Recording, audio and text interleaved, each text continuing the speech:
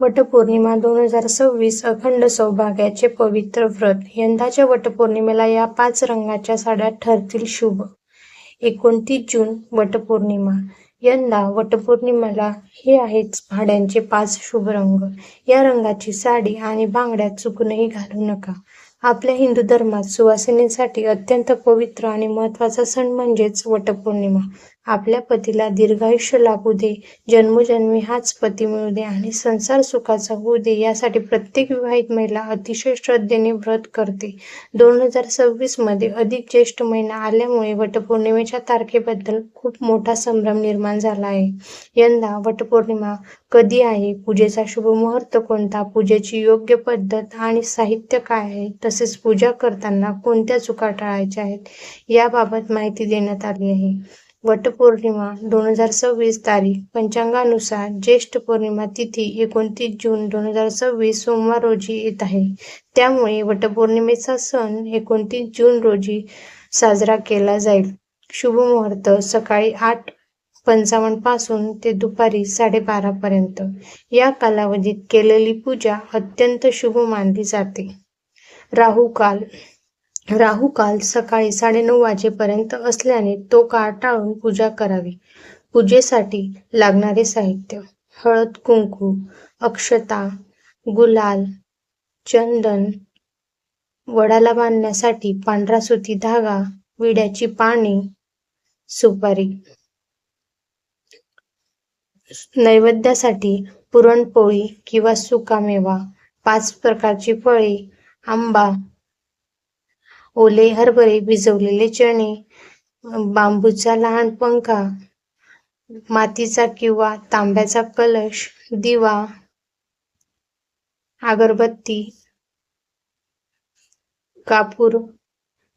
आता पूजेची सुरुवात कशी करायची ते बघूया. वटपौर्णिमेच्या दिवशी सकाळी लवकर उठून स्नान करावे. मनात सकारात्मक विचार ठेवावेत. वडाच्या झाडाजवळ जाऊन प्रथम झाडाच्या मुळाशी शुद्ध पाणी अर्पण करावे. त्यानंतर हळद, कुंकू, अक्षता आणि फुले वाहून नमस्कार करावा. वडाच्या झाडाला विड्याची पाने, सुपारी, 5 फळे आणि भिजवलेले हरभरे अर्पण करावेत. दिवा आणि अगरबत्ती ओवाळावी. सर्वात महत्त्वाचा भाग म्हणजे सुतीची रील घेऊन वडाच्या झाडाच्या 7 फेऱ्या मारायच्या आहेत. फेऱ्या मारताना मनोभावे पतीच्या दीर्घायुष्यासाठी आणि सुखी संसारासाठी प्रार्थना करावी. प्रत्येक फेरी पूर्ण झाडावर वडाला सुताने गुंडाळावे. पूजा संपन्न झाल्यावर वडाच्या झाडाची कथा ऐकावी आणि वाचावी. घरी आल्यानंतर बांबूच्या पंख्याने पतीला वारा घालावा व त्यांचा आशीर्वाद घ्यावे आणि मगच उपवास सोडावा. अशा पद्धतीने आपल्याला पूजा करायची आहे. आता पूजा करताना कोणत्या चुका करू नये हे बघूया.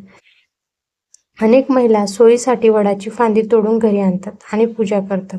पण सजीव आणि अक्षय मानल्या जाणाऱ्या वडाची फांदी तोडणे म्हणजे त्याला दुखापत करण्यासारखेच आहे. शक्यतो थेट वडाच्या झाडापाशी जाऊनच पूजा करावी. अशक्य असेल तर कुंडीत लावलेल्या छोट्या रोपाची पूजा करावी, पण फांदी तोडू नये. वडाला फेऱ्या मारताना कमीत कमी 7 फेऱ्या मारायच्या.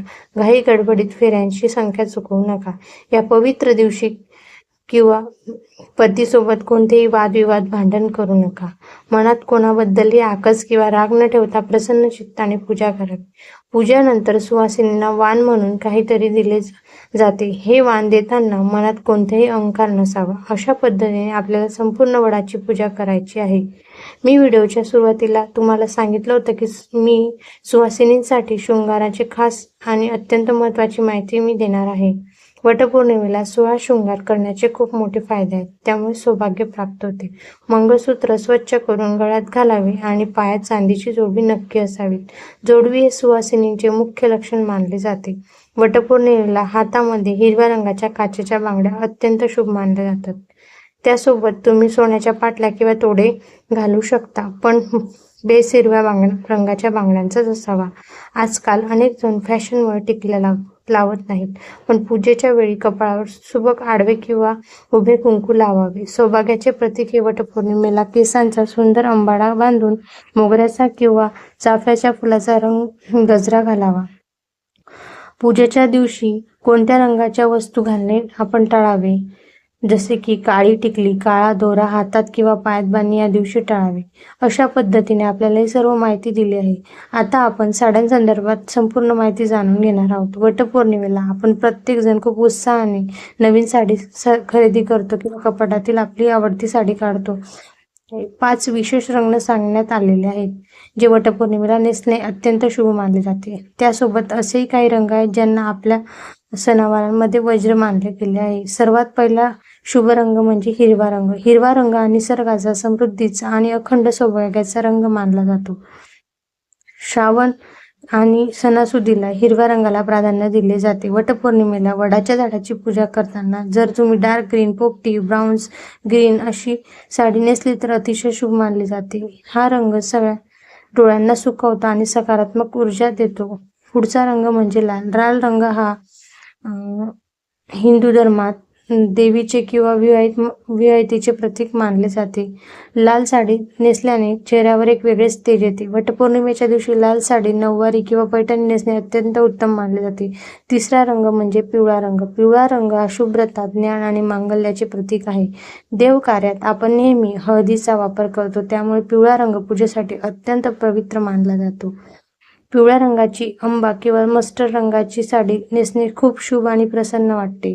चौथा रंग म्हणजे गुलाबी. गुलाबी म्हणजे प्रेम, आनंद आणि शीतत्वाचे प्रतीक आहे. जर तुम्हाला जास्त भडक रंग आवडत नसतील तर तुम्ही राणी रंग, गाजरी रंग किंवा हलका गुलाबी रंग निवडू शकता. हा रंग सौम्य आणि पूजेच्या वातावरणाला सुसंगत करतो. पाचवा रंग म्हणजे नारंगी किंवा भगवा रंग. हा अग्नीचा रंग असून पवित्रतेचे लक्षण मानले जाते.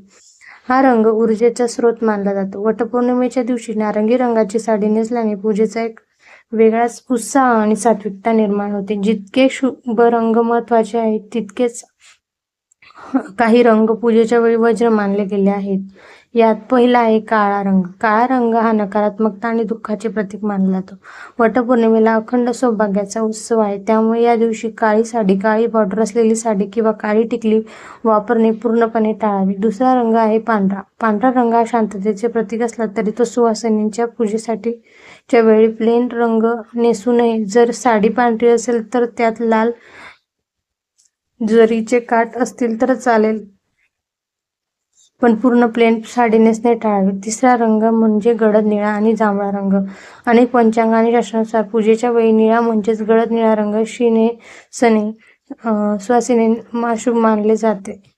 शनीशी संबंधित मानला जातो, ज्यामुळे पूजेच्या सात्विकतेमध्ये अडथळा येऊ शकतो. आणि नेव्ही ब्ल्यू किंवा अतिशय डार्क निळ्या रंगाची साडी नेसू नये.